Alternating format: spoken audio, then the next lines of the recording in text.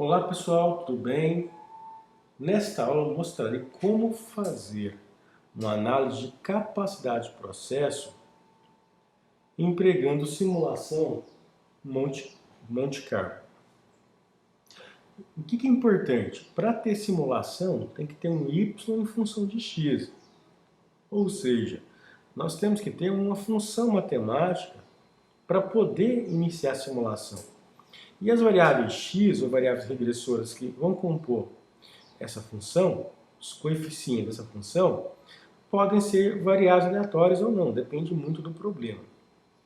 Então, nós temos aqui basicamente 3x, que é o tempo de moldagem, tempo de ciclo, é a pressão no molde, e um único y, que é o comprimento. Então vamos aqui em dados, análise de dados, regressão, que trabalha com algoritmos mínimos quadrados ordinários. Lembrando-se que o nosso y é sempre um único vetor coluna, no caso, o comprimento. O x são os demais variáveis, no caso, variáveis regressoras. Ok? Rodei aqui.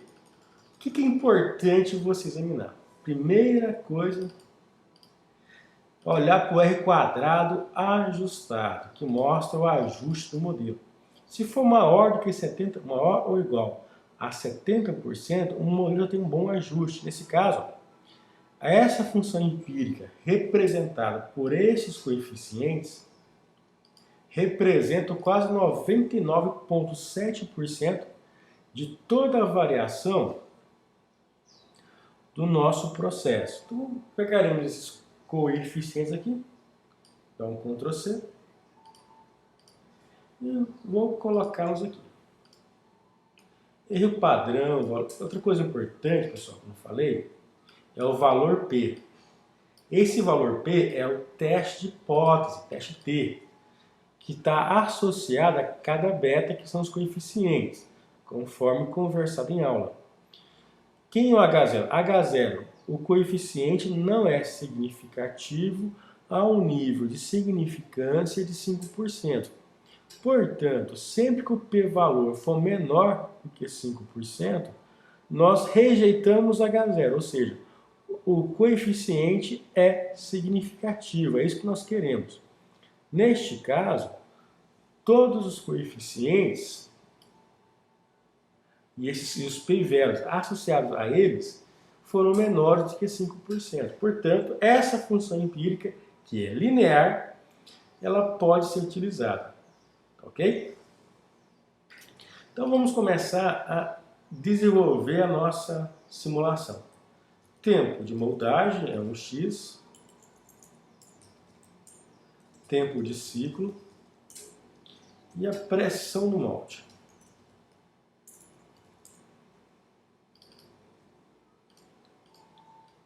Aqui vai aparecer para nós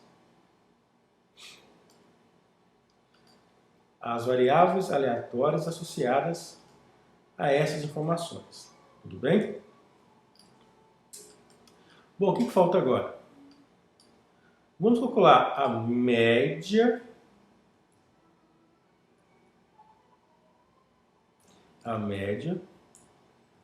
e o desvio padrão dos vetores x originais, assumindo que são normais, tá? Igual média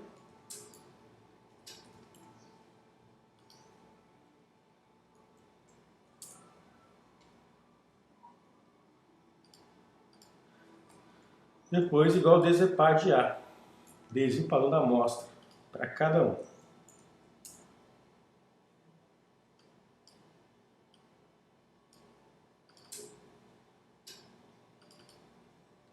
Perfeito, nós temos aqui o tempo de ciclo, deixa eu pegar aqui já, tempo de moldagem, tempo de ciclo e a pressão no molde.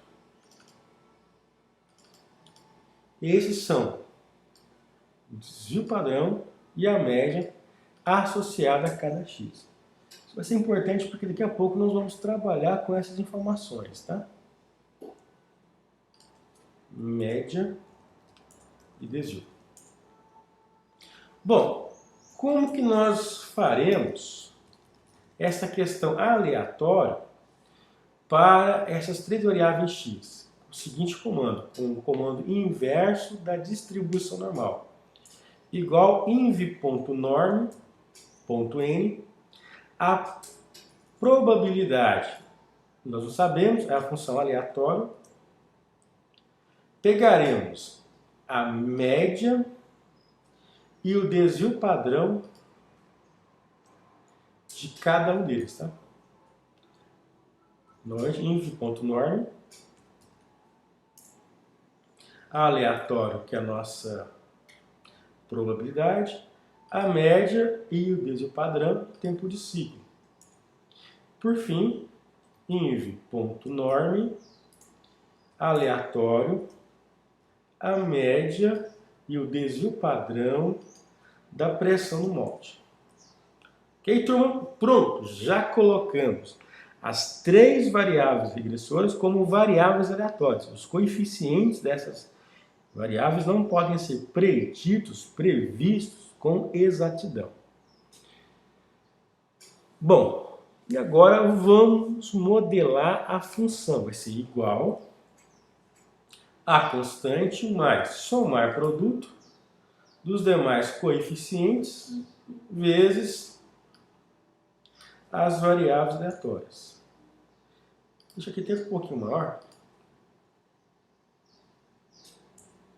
Lembrando, pessoal, que aí é essa informação que nós vamos simular.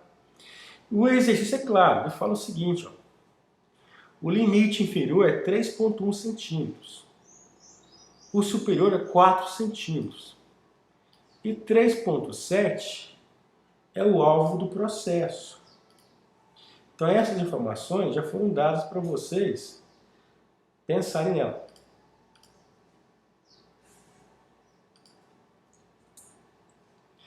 Então vamos agora iniciar a nossa simulação. Bom, para ganhar tempo, vou escrever aqui simulações aqui. E o contador vai aparecer aqui em F1.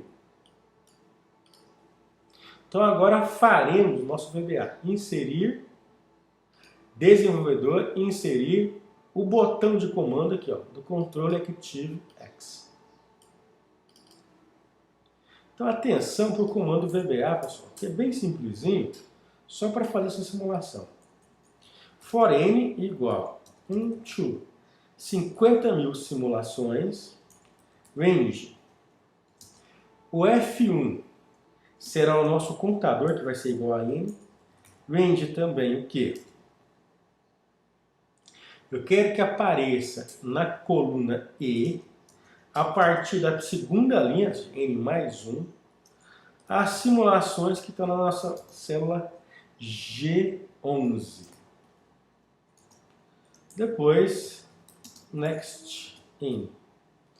Esse é o comando VBA, pessoal, para fazer aqui as 50.000 simulações. Tudo bem? Vou fechar.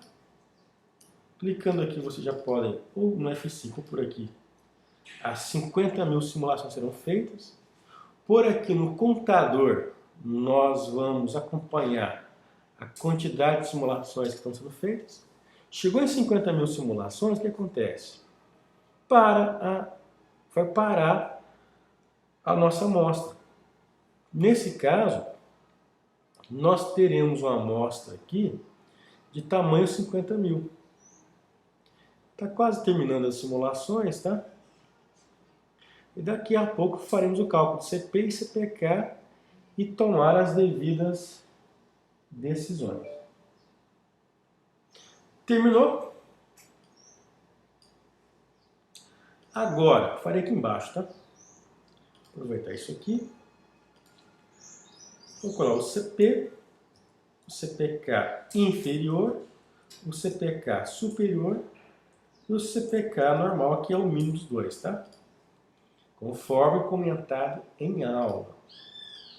Então, estou passando aqui um pouco rápido, pessoal da internet, porque essa aula virtual são para alunos que já viram esse material em sala de aula presencial. Então, o CPK global é o mínimo desses dois aqui, tá? Já pronta a funçãozinha. Bom, agora, o que nós faremos? O cálculo, tá? Falta aqui também, tá? A média e o desvio padrão da simulação. Média e o desvio padrão da simulação. Igual média, pegaremos aqui toda a amostra. Depois, igual desvepad ponto A da amostra, e iniciaremos o cálculo do desvio padrão. Vou deixar aqui até uma cor diferente, para que vocês possam acompanhar em casa aí.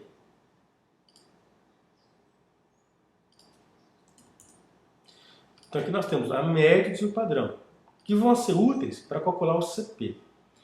Como é que calcula o CP? Vai ser igual o limite superior 3,7 menos o limite inferior 3,1 dividido por 6 vezes o desvio padrão da simulação. Então obtivemos aqui 0,71. Significa que o processo é incapaz. Calculando o CPK inferior vai ser igual a média da simulação menos o limite inferior 3,1 dividido por 3 vezes o desvio padrão da simulação. O CPK superior vai ser igual o limite superior 3,7 menos a média da simulação dividido por 3 vezes o desvio padrão da simulação. Bom, o que eu posso inferir aqui com vocês? Pelo CP, nós sabemos que o processo é incapaz. Pelo CPK, que é a distância do meu alvo, do meu target, no caso aqui eu estou trabalhando com a média do processo, significa o seguinte, ó, que a empresa erra mais para cima. O que significa isso? Perdão, isso mesmo. O que significa isso?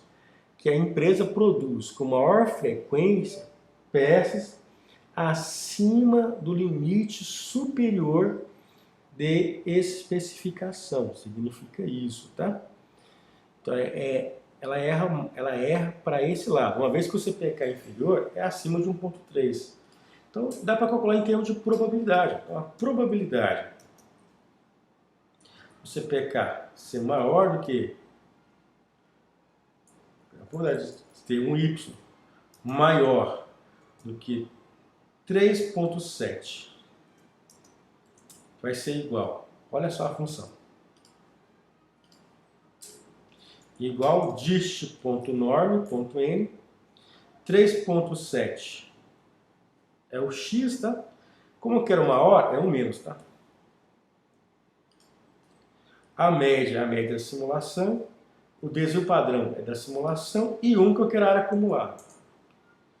Então, deu 40%. Então, a probabilidade de você ter peças acima do limite máximo de especificação é de 39,68%. Já a probabilidade de ter um Y menor que 3,1, deixa eu calcular aqui, é igual, de novo, a mesma coisa, pessoal, a mesma funçãozinha.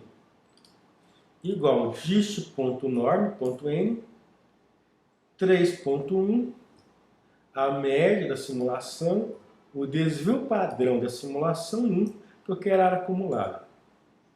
É de praticamente aqui, ó, 0,00298, ou seja, está em 10 a menos 3% aí, que é muito baixo.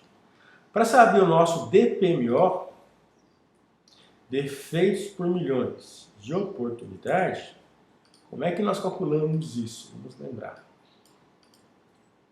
Vai ser igual a soma igual a soma dessas duas probabilidades vezes 10 à sexta. Colocando aqui em reais. Então, muito alto. Então, a cada 1 milhão de peças produzidas, nesse processo hipotético, quase 400 mil peças são defeituosas. É um processo totalmente incapaz, inaceitável. Tudo bem, turma? Bom,